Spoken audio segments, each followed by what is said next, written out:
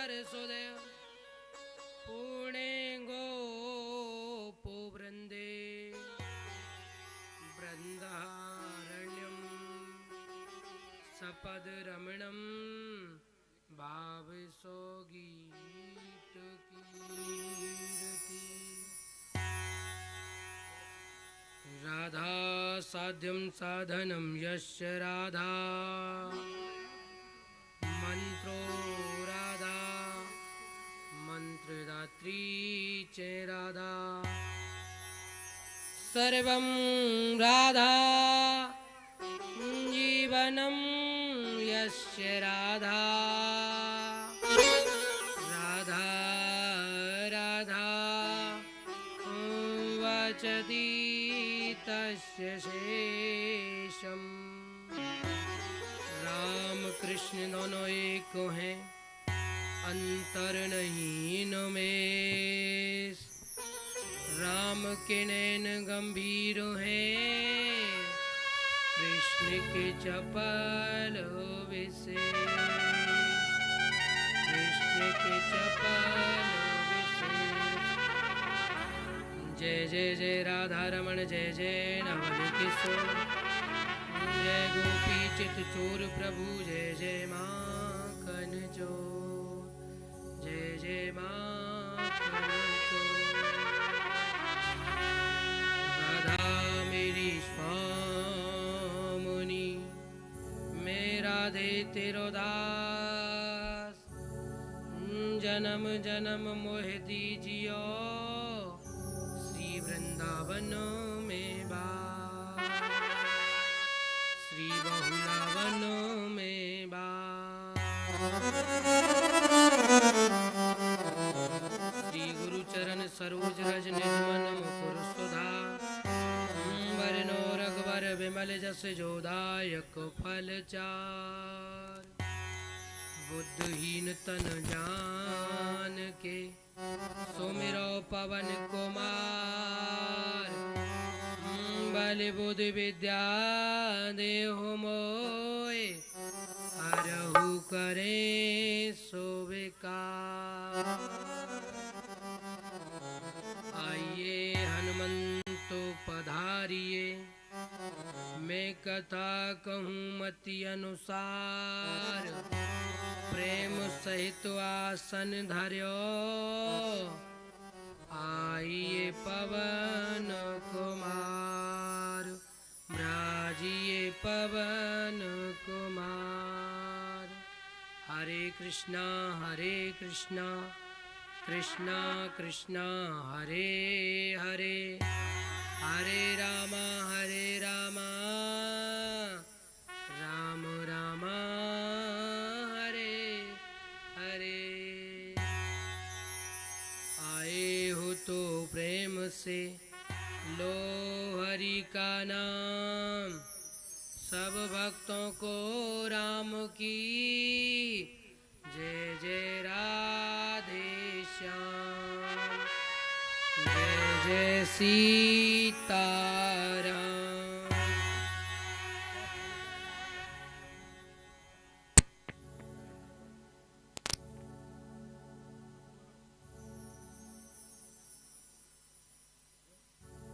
श्री राधे श्री राधे श्री राधे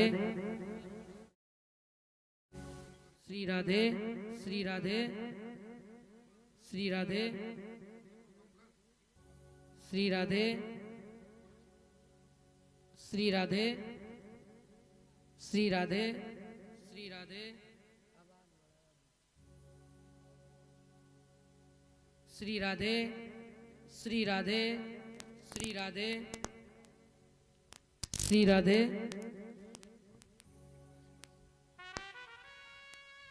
बोलिए बांके बिहारी लाल की जय। सिया राम में सब जग जानी करो प्रणाम जोर जोग पानी। जो भी कथा पंडाल में उपस्थित हमारी माताएं बहनें, पिता समान बुजुर्ग, राम कृष्ण के पद पे चलने वाले नन्हे मुन्ने बच्चे, सभी भगवत प्रेमियों को, सभी रसिक प्रेमियों को इस दास का बारंबार नमन और बारंबार वंदन। आप सभी के हृदय में निवास करने वाले उस परम पिता जगदाधार को, परमात्मा को इस व्यासपीठ से बारंबार नमन और बारंबार वंदन। देश विदेश में इस कथा को जो भी भगवत प्रेमी सुन पा रहे हैं, सभी को YouTube चैनल के माध्यम से सभी को इस दास का बारंबार नमन और बारंबार वंदन। इस साउंड की धुनी से जो भी इस दास की वाणी को सुन पा रहे हैं, सभी के लिए जय श्री राधे, जय जय श्री श्याम। श्री धाम वृंदावन से चल के आए हमारे साथ में सभी साथीगण, संगीताचार्य एवं हमारे आचार्य जी, सभी को जो भी हमारे साथ में, सभी को इस दास का बारंबार नमन और बारंबार वंदन।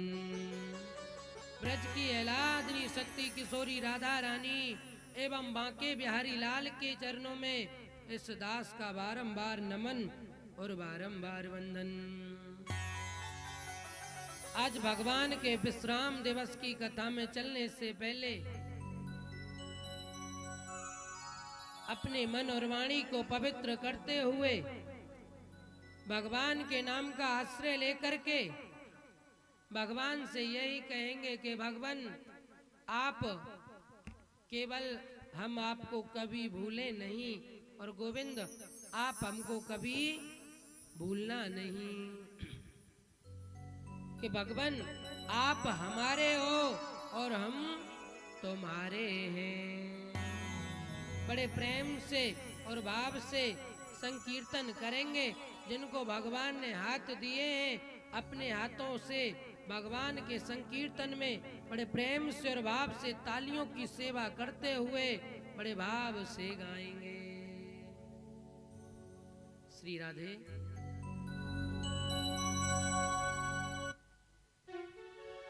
श्री राधे। सभी बड़े प्रेम से भगवान से कहेंगे कि भगवान आप हमको अपने चरणों में स्थान देना, हमको भूलना नहीं, कि तेरे फूलों से भी प्यार। भगवान से कहेंगे कि गोविंद हमको तेरे पुष्पों से भी प्यार है, और गोविंद तेरे कांटों से भी प्यार है, कि तेरे फूलों से भी प्यार, तेरे कांटों से भी प्यार, तेरे फूलों से भी प्यार, तेरे कांटों से भी प्यार। तू जो भी देना चाहे दे दे मेरे सरकार, तेरे फूलों से भी प्यार, तेरे कांटों से भी प्यार। तू जो भी देना चाहे वो दे दे सरकार।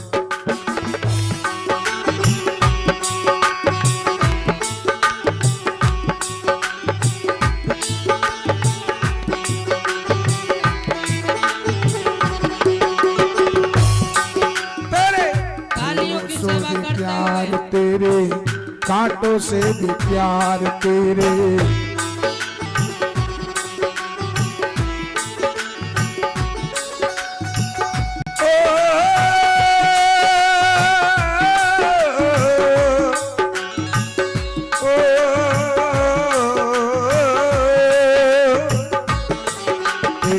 फूलों से भी प्यार, तेरे कांटों से भी प्यार।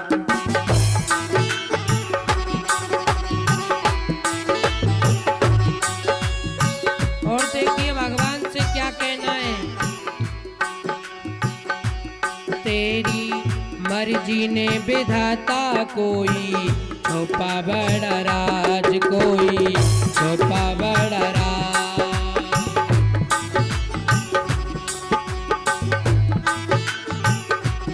तेरी मर्जी ने विधाता कोई छुपा बड़ा राज, कोई सौंपा बड़ा राज। दुनिया चाहे हमसे रूठे, तू ना होना नाराज, तू ना होना नाराज। होना नाराज। दुनिया चाहे हमसे रूठे, तू ना होना नाराज, तू ना होना नाराज। तुझे बंधन है बार बार, तुझे बंधन है बार बार, तुझे बंधन है बार बार। हमको कर ले तू स्वीकार, हमको कर ले तू स्वीकार, हमको कर ले तू स्वीकार। तू जो भी देना चाहे दे दे, मेरे करतार। तेरे फूलों से भी प्यार, तेरे कांटों से भी प्यार। हरि बोल, तालियों की सेवा करते हुए जय हो।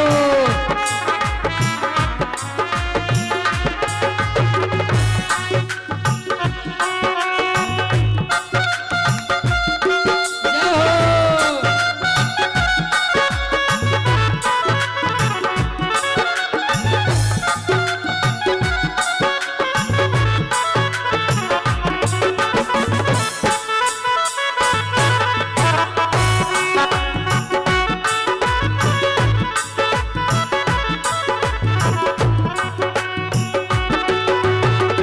और देखिए भगवान से क्या कहना है। हमको दोनों है पसंद तेरी धूप और छाँव के। वो दोनों है पसंद तेरी धूप और छाँव में। हमको दोनों है पसंद तेरी धूप और छाँव। हमको दोनों है पसंद तेरी धूप और छाँव। दाता किसी भी दिशा में ले चल जिंदगी की नाव। दाता किसी भी दिशा में ले चल जिंदगी की नाव। चाहे हमें लगा दे पार, चाहे हमें लगा दे पार, चाहे हमें लगा दे पार, या डुबा दे तू मझधार। डुबा दे तू मझधार। तू जो भी देना चाहे दे दे, मेरे करतार। तेरे फूलों से भी प्यार, तेरे कांटों से भी प्यार। हरि बोल।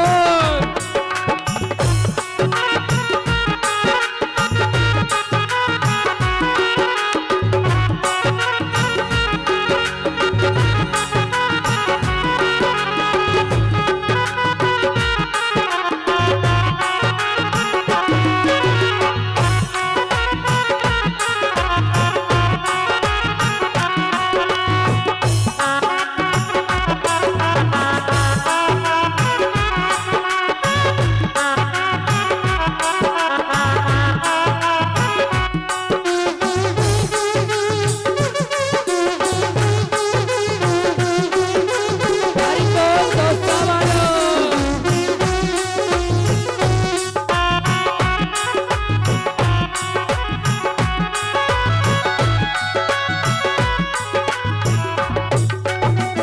और देखिए भगवान से क्या कहना है। चाहे सुख दे या दुख, चाहे खुशी दे या गम।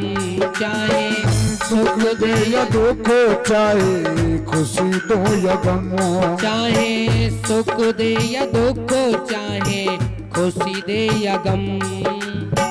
सुख दो या दुख, चाहे खुशी दो या गम। मालिक जैसे भी रखेगा वैसे रह लेंगे हम। मालिक जैसे भी रखेगा वैसे रह लेंगे हम।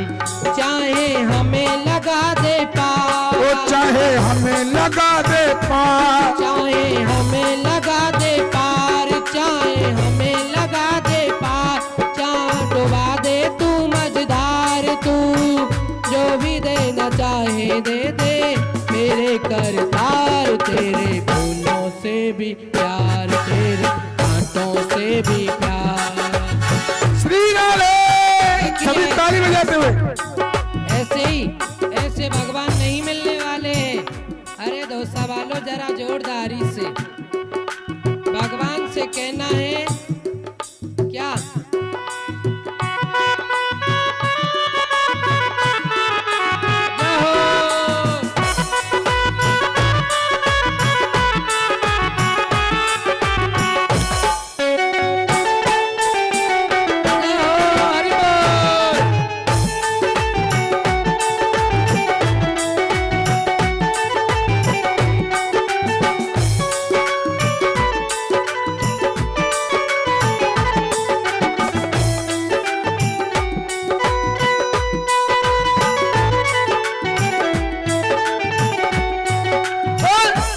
तेरे फूलों से भी प्यार, तेरे कांटों से भी प्यार, तेरे फूलों से भी प्यार, तेरे कांटों से भी प्यार, तेरे फूलों से भी प्यार। बोले सांवरे सेठ की जय जय श्री राधे श्याम। तेरे फूलों से भी प्यार, तेरे कांटों से भी प्यार, और तू जो भी देना चाहे दे दे मेरे सरकार। तेरे फूलों से भी प्यार, तेरे कांटों से भी प्यार। भगवान के पुष्पों से भी व्यक्ति को प्यार करना चाहिए, और भगवान यदि मार्ग में कांटे दे देना तो उनसे भी डरना नहीं चाहिए, कांटों से भी प्यार करना चाहिए। और हमको दोनों है पसंद तेरी धूप और छाँव के। भगवान से सीरक दो चे हमको घाम दो, हमको दोना अच्छे लगते हैं। और दाता किसी भी दिशा में ले चल जिंदगी की नाव, किसी भी दिशा में हमको लेके चलो, और चाहे हमें लगा दे पार, चाहे डुबा दे तू मझधार, तू जो भी देना चाहे दे दे मेरे सरकार। तेरे फूलों से भी प्यार, तेरे कांटों से भी प्रेम। बोलो जय श्री कृष्ण। बोलिए श्रीमद् भागवत महापुराण की, अनंत बलवंत हनुमंत लाल की, भोलेनाथ की। कल कथा में हमने और आपने बड़े प्रेम से द्वारकाधीश भगवान रुक्मणी जी का हरण करके ले गए। कहां से? कुंदनपुर से। और कहां लेके चले गए? द्वारिका। जब भगवान द्वारका गए ना रुक्मणी जी को लेकर के, तो बड़े प्रेम से और भाव से भगवान ने रुक्मणी जी के साथ में विवाह संपन्न किया। आज देखिए भगवान के विश्राम दिवस की कथा है, और देखो जो व्यक्ति 6 दिन से कथा नहीं सुनते ना, और वो व्यक्ति भगवान के 7वें दिन की कथा को सुनते हैं, उनको 7 दिन की कथा का फल प्राप्त होता है।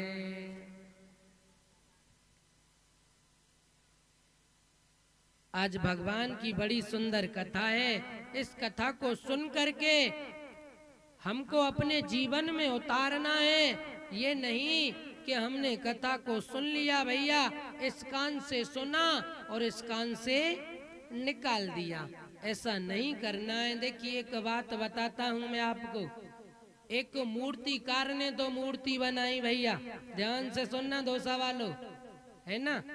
एक मूर्तिकार ने 2 मूर्ति बनाई, और दोनों मूर्ति एक ही साइज की बनाई, पीतल धातु की बनाई, और दोनों मूर्ति बिल्कुल बराबर की हैं, दोनों मूर्तियों में वजन बराबर है, देखने में भी दोनों मूर्ति एक सी लग रही हैं, पर लेकिन उन मूर्तियों का मूल्य अलग अलग है, भाव अलग अलग है। देखिए, कोई व्यक्ति गया, व्यक्ति ने जाकर के किसी ने कहा कि भैया मूर्ति वाले, ये मूर्ति कितने रुपए की है? तो मूर्ति वाले ने कहा कि ये 10 रुपए की मूर्ति है। और दूसरी मूर्ति को देख करके पूछने लगा कि भैया ये मूर्ति कै रुपए की है? तो मूर्तिकार ने कहा कि ये मूर्ति 10,000 रुपए की है। जो मूर्ति खरीदने गया था वो सोच में पड़ गया, कहने लगा कि देखने में दोनों मूर्ति एक सी और दोनों मूर्ति पीतल धातु की बनी हुई है, पर लेकिन इनका मूल्य अलग अलग क्यों है? ऐसा क्या कारण है? उस व्यक्ति की समझ में नहीं आई। वहां से एक सत्संगी व्यक्ति गुजर रहा था, जा रहा था निकल के। उस सत्संगी व्यक्ति ने कहा कि भैया देखो, इन मूर्तियों की विशेषता मैं बताऊंगा आपको। जो व्यक्ति भगवान का सत्संग सुनता है ना, वो व्यक्ति हमेशा हर वस्तु को देख करके पहचान लेगा कि ये व्यक्ति इतने रुपए की है, इतना इस वस्तु का मूल्य हो सकता है।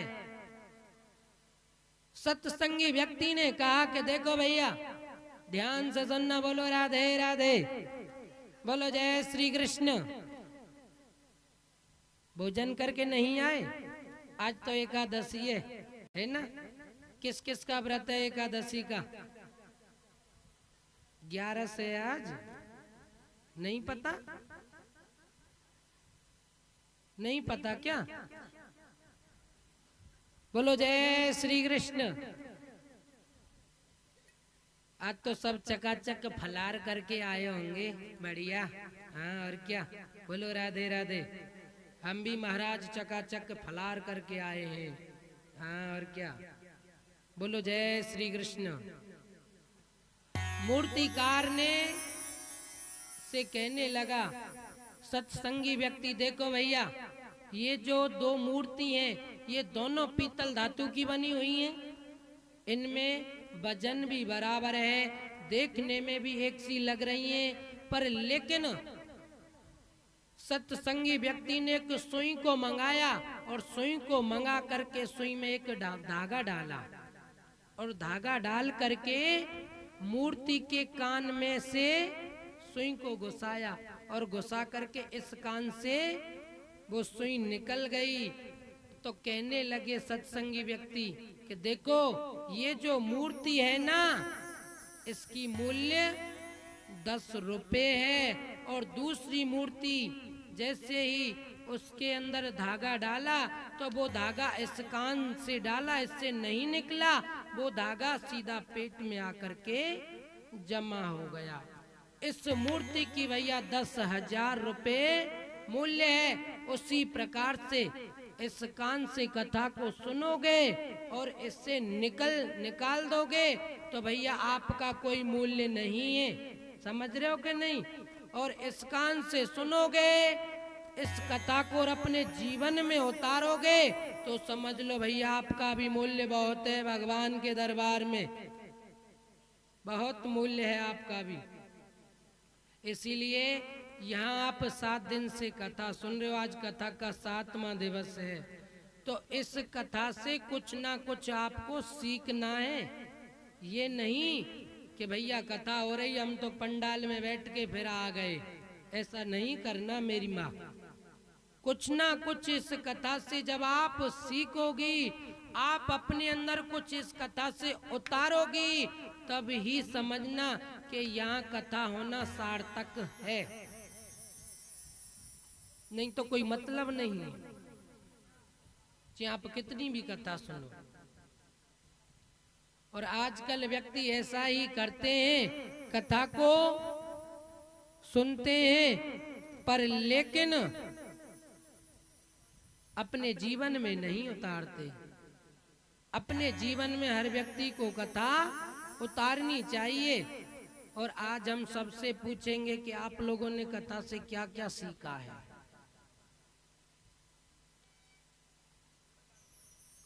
भगवान ने दर द्वारकापुरी में अपना प्रेम से और भाव से रुक्मणी जी के साथ में विवाह किया।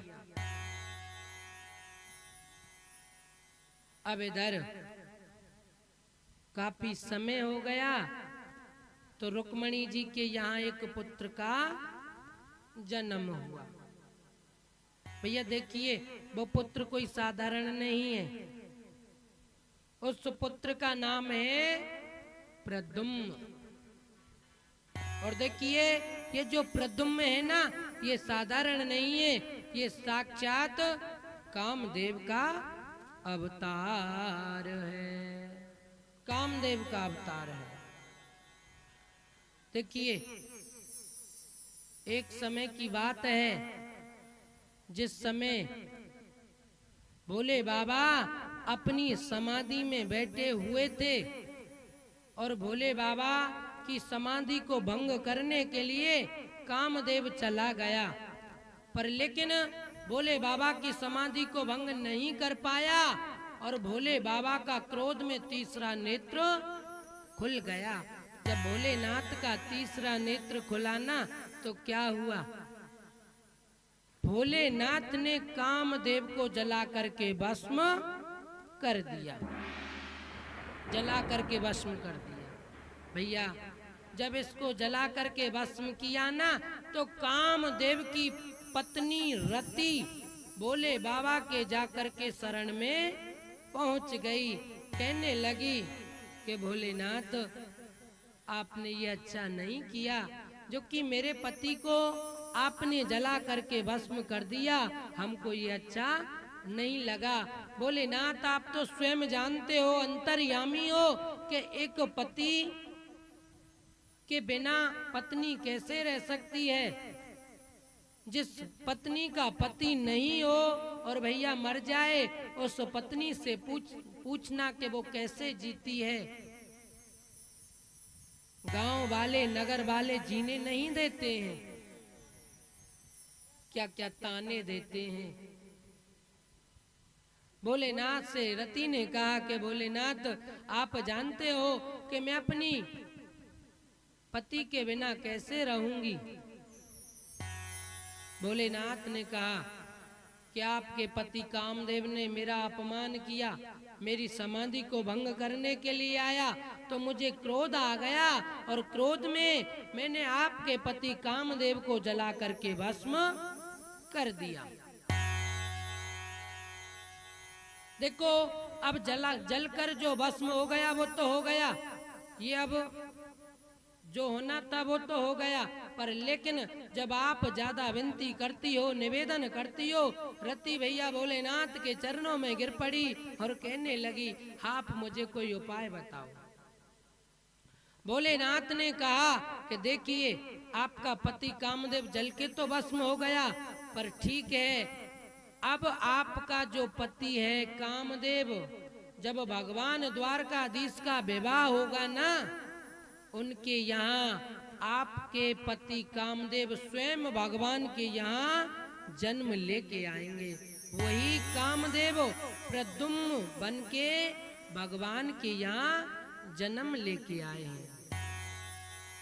अब भैया, ये जो प्रद्युम्न है ना, इसका जन्म जैसे ही हुआ और इसको एक राक्षस इसका हरण करके ले गया।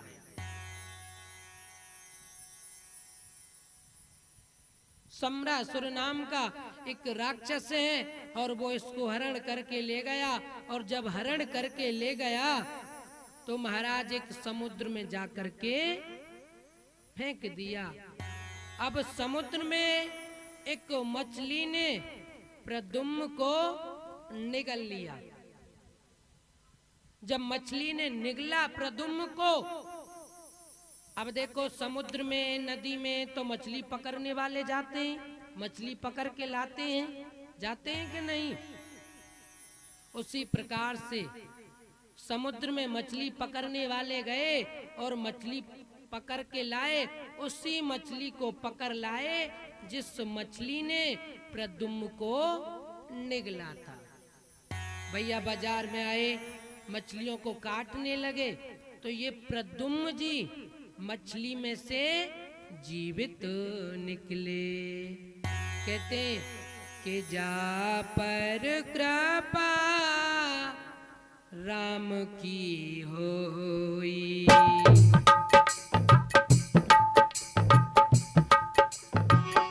जा पर कृपा राम की होई, ता पर कृपा करे सब कोई।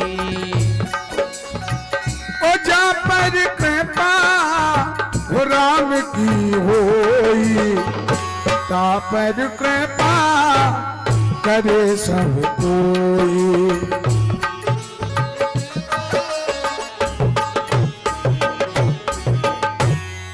जिस पे भगवान राम की कृपा हो, परमात्मा की कृपा हो, उसके लिए कोई व्यक्ति कितना भी उपाय मारने का बनाएगा, पर लेकिन उसको कोई व्यक्ति कभी मार नहीं सकता है।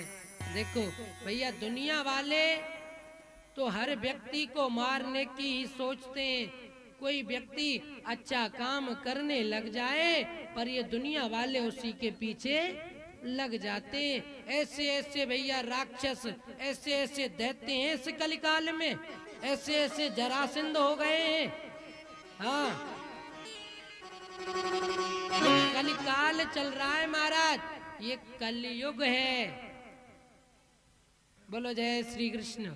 इसीलिए भैया दैत्यों से बचना, जरासंधों से बचना, हाँ, सबसे सावधानी रखना, केवल और केवल भगवान के चरणों से प्रीति रखना। और जब भैया भगवान के चरणों से हमारी प्रीत हो जाएगी ना, हमारा कोई बाल बांका नहीं कर सकता है। देखिए, आपको पता होगा कि भक्तमती मीराबाई आपके राजस्थान की थी, चित्तौड़गढ़ की, है ना। गिरधर गोपाल की मीरा जी ने प्राप्त की, पर लेकिन राणा खानदान मीरा जी का कुछ नहीं कर पाया। और मीरा जी को गिरधर गोपाल की प्राप्ति किस प्रकार से हुई, कैसे गिरधर गोपाल से प्रेम हुआ मीरा को, आप लोग इस कथा को बड़े प्रेम से सुनेंगे। राजस्थान में आए दौसा में तो मीरा की कथा सुना के जाएंगे आप लोगों को, बड़े प्रेम से सुनना। देखिए, एक दिन क्या हुआ, मीरा और मीरा की माँ, ध्यान से सुनना, मीरा के गांव में किसी की बारात आई और मीरा की माँ उस बारात को देखने के लिए गई। जब बारात को देखने के लिए गई तो भैया मीरा ने, घोड़ी पे कौन बैठा होता है, दूल्हा। अब मीरा ने दूल्हा को देख लिया और दूल्हा को देख करके मीरा अपनी माँ से कहने लगी कि माँ, ये जो घोड़ी पे कौन बैठा हुआ है आप मुझे बताइए ना, आप मुझे बताओ ना माँ। कहने लगे कि देख बेटी, ये जो घोड़ी पे बैठा है ना, जो हमारा पड़ोसी है, उसकी लड़की का आज का विवाह है, उसी की लड़की का ये दूल्हा है, उसी की लड़की का ये दूल्हा है। और बेटी तू अभी छोटी है, तुझको इन बातों से कोई लेना देना नहीं है। उसी समय मीरा जी ने कहा, माँ मेरा दूल्हा कहाँ है, आप बताइए ना, मेरा दूल्हा कहाँ है माँ। मीरा की माँ ने कहा, बेटी तू अभी छोटी है, अभी तेरा दूल्हा नहीं है।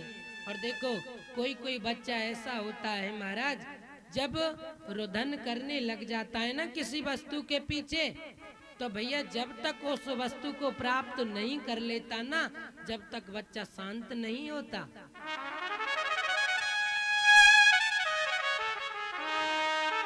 और भैया बाल हट तो सबसे ज्यादा हटीली होती है। बच्चे जब तक किसी चीज को प्राप्त नहीं कर लेंगे, जब तक बच्चे शांत नहीं हो सकते हैं। इधर जब मीरा जी रुदन करने लगी, अपनी माँ से ज्यादा कहने लगी मेरा दूल्हा कहाँ है। तो मीरा जी के घर गिरधर गोपाल की प्रतिमा थी। तो मीरा की माँ ने कहा कि देख बेटी, तेरा दूल्हा ये गिरधर गोपाल है, तेरा पति ये गिरधर गोपाल है। उसी दिन से मीरा अपना पति गिरधर गोपाल को मानने लगी। मीरा बड़ी हुई, अब मीरा की माँ ने मीरा का विवाह कर दिया। जब मीरा का विवाह किया तो किसके साथ में किया? भोजराज के साथ में किया। अब भोजराज जी मीरा को लेने के लिए आ गए। कहाँ?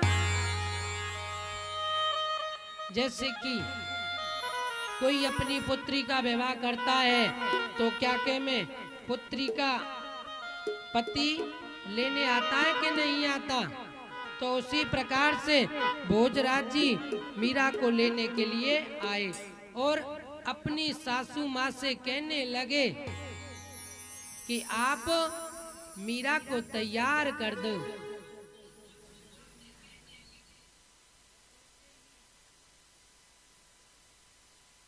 ऐसा कहा और मीरा को पता चला।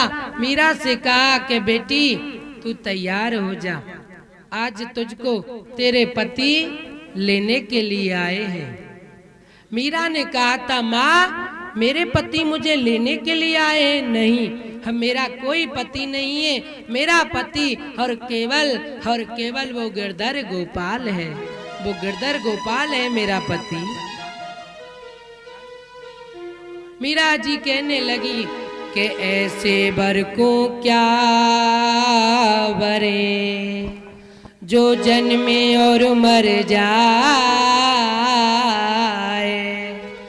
बरबरिए गोपाल को जो चूड़ो अमर है जाए। मेरे पति तो केवल गिरधर गोपाल है और कोई मेरा पति नहीं है। मीरा जी की माँ कहने लगी नहीं बेटी, मैंने तेरा विवाह कर दिया है भोजराज जी के साथ में, अब भोजराज जी तुझे लेने के लिए आए हैं।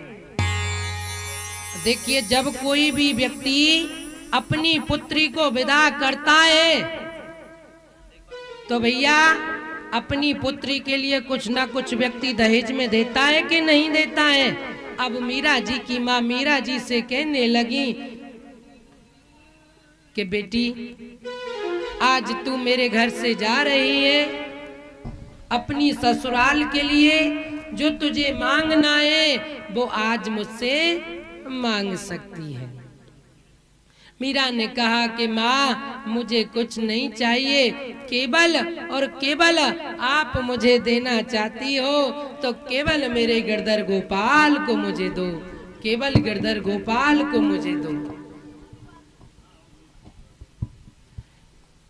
ऐसे मीरा की माँ कहने लगी कि बेटी मुझे एक बात बता, तू ससुराल में जा रही है, वहाँ गिरधर गोपाल की सेवा करेगी कि अपने सास ससुर की, अपने पति की सेवा करेगी?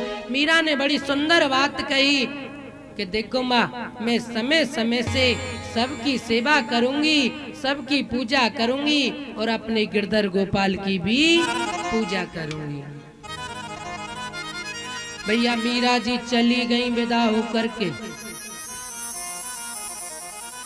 एक जो बेटी होती है ना, बड़ी घर में जब बेटियां रहती है तो भैया वो आंगन कभी सूना नहीं लगता है, और जिस घर से जब बेटी चली जाती है तो वो आंगन भैया सूना सूना हो जाता है, सूना सूना हो जाता है। जब पुत्री जन्म लेके आती है तो घर में कितनी खुशी होती है कि हमारे यहाँ लक्ष्मी आई है। सब लोग प्रसन्न हो जाते हैं कि हमारे यहाँ लक्ष्मी आई है। और महाराज जब पुत्री जन्म लेके आती है ना, बहुत व्यक्ति तो गर्भ में ही पुत्रियों को मार देते हैं उसके विवाह में पैसा लगाना पड़ेगा। अरे धिक्कार है उनके लिए जो ऐसा करते हैं। जो व्यक्ति और जो पुत्री आती है ना जन्म लेके, सब अपने अपने मुकद्दर का भैया साथ में लेके आते। कोई किसी को आजकल कुछ नहीं कर सकता। जब पुत्री जन्म लेके आती है तो घर में मंगलचार होते हैं, बधाइयाँ होती हैं। और जिस दिन पुत्री विदा होके जाती है ना, वो आंगन पूरा सूना हो जाता है। सब जिस पिता की अपनी पुत्री से पिता कितना प्रेम करता है, जिस दिन पिता अपनी पुत्री को विदा करता है ना महाराज, उस पिता के कलेजे से पूछना उस पिता से क्या बीतेगी। और जब पिता अपनी पुत्री का संबंध करने जाता है ना महाराज, एक पैसा नहीं रहता जेब में। जब पुत्री का विवाह नजदीक आता है तो पिता का बैग भी पैसे से भर जाता है। और जिस दिन पुत्री विदा होकर जाती है तो वो पूरी खुशियाँ और पिता का बैग भी खाली हो जाता है, सब कुछ खाली हो जाता है। बड़े प्रेम से भाव से हम लोग इस भजन को सुनेंगे कि मैं गुड़िया तेरे आंगन की, मैं गुड़िया तेरे आंगन की, मैं गुड़िया तेरे आंगन की, छोड़ चली मैं बाबुल का घर, छोड़ चली मैं बाबुल का, वो करो अपने साजन की, मैं गुड़िया तेरे आंगन की, मैं गुड़िया तेरे आंगन की।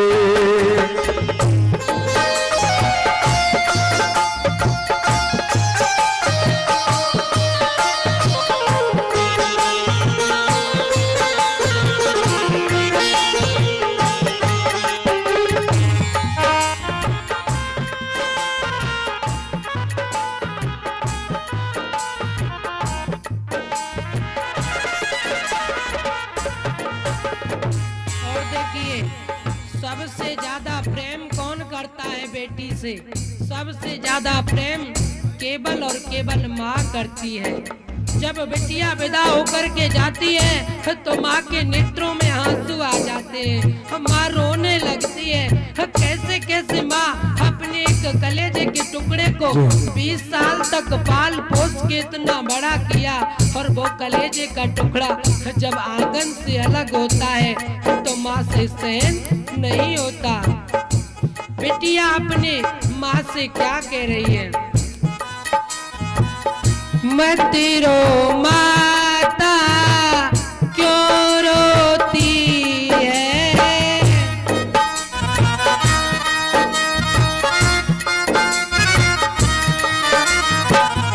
मत रो माता क्यों रोती है, मत रो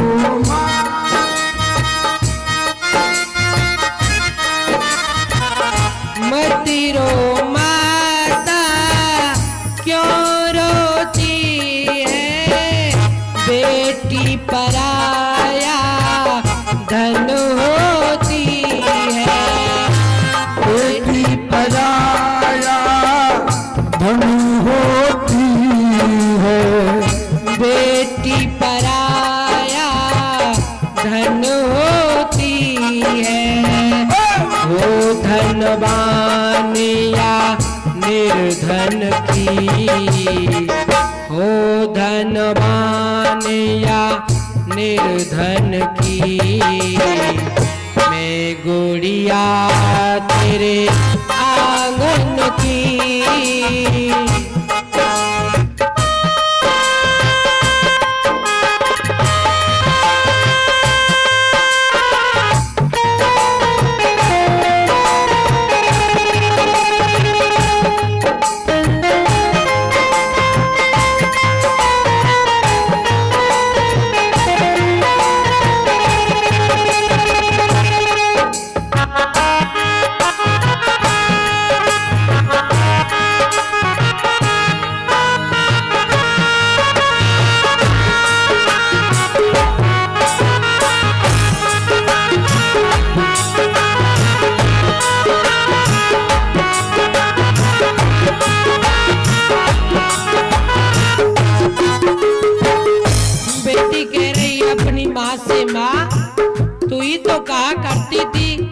बेटी तुझे एक दिन पराए घर जाना है, और पराए घर जाना है, फिर माँ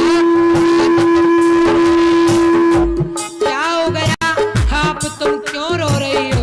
जब माँ चुप नहीं होती है तो बिटिया अपने पिता के पास जाती है, पिता से कहती है क्या, बाबुल माँ को धीर बंधाओ,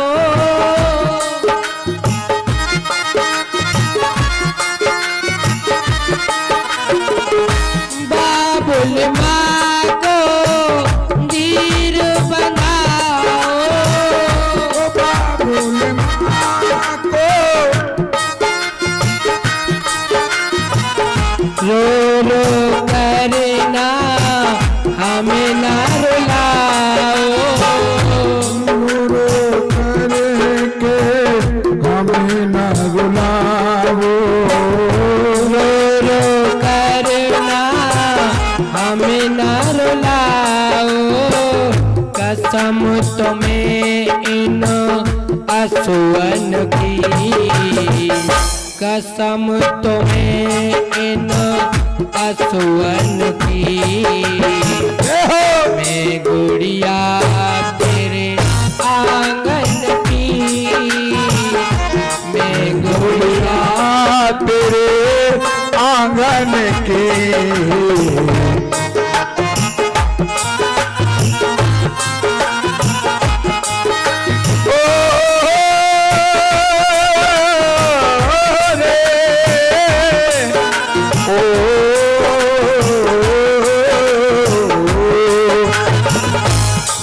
गुड़िया तेरे आंगन की, गुड़िया तेरे आंगन की, वीरा रे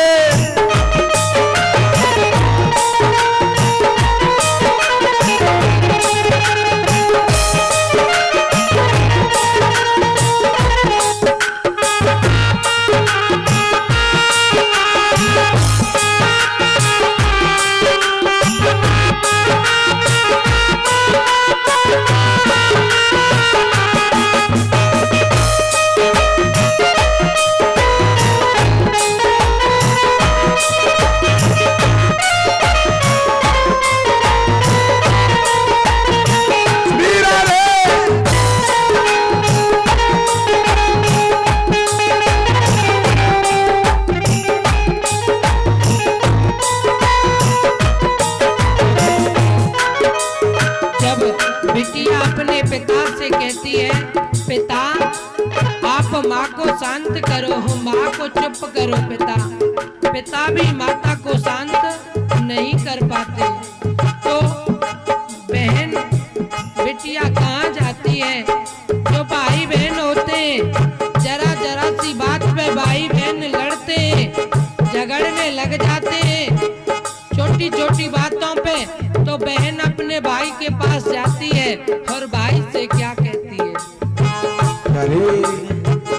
मैं द्रौपदी बहनू भैया, मैं द्रौपदी सी बहन हूँ भैया, मैं द्रौपदी बहनू भैया, मैं द्रौपदी सी बहन हूँ भैया। बन कर रहना सदा तू कन्हैया, बन कर रहना सदा तो कन्हैया, बन कर रहना सदा तू कन्हैया।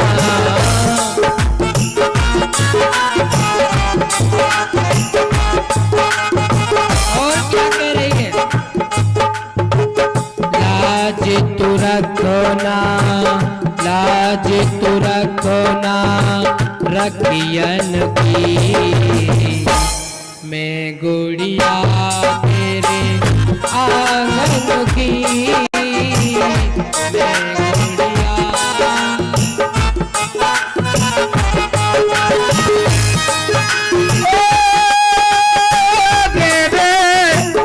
सामने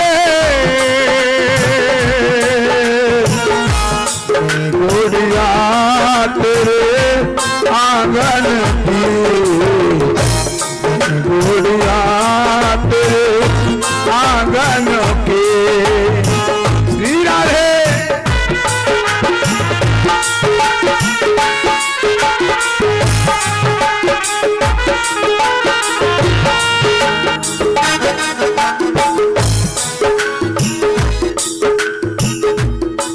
और जब देखिए बेटियां दुल्हन बन जाती है और जब बेटियां विदा होकर के जाती है तो क्या कहती है, मैं दुल्हनिया हूँ अलबेली, मैं दुल्हनिया हूँ अलबेली, मैं दुल्हनिया हूँ अलबेली।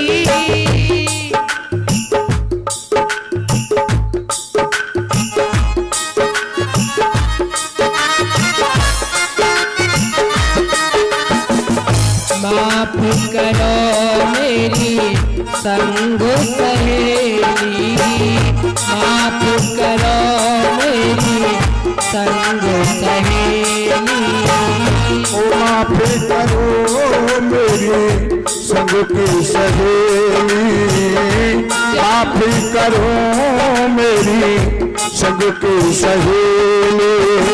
संग की सहेलियों से क्या माफी मांग रही है,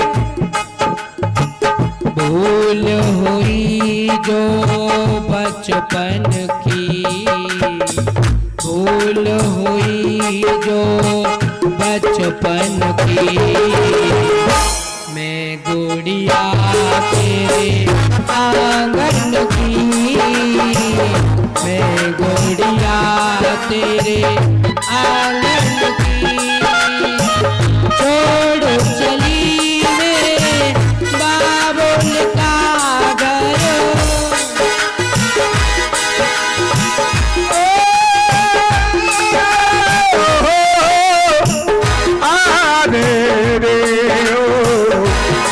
गुड़िया तेरे आंगन की,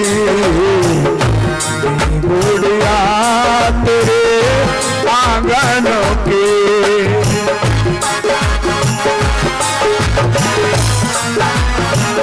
और छोड़ी चली बाबुल के घर, गुड़िया तेरे आंगन की।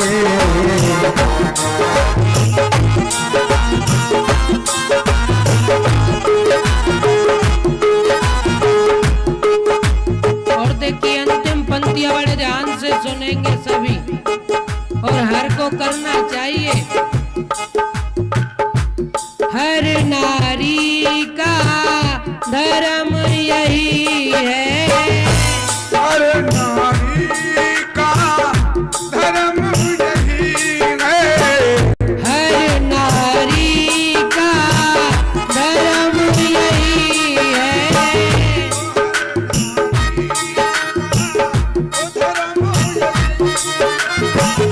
राम कहे ये बात सही है, राम करे ये बात सही है, राम कहे ये बात सही है।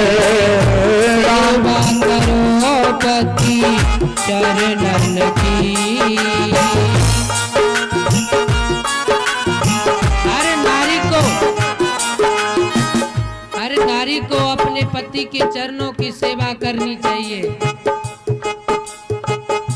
सेवा करो पति चरणन की, मैं गुड़िया तेरे आंगन की, मैं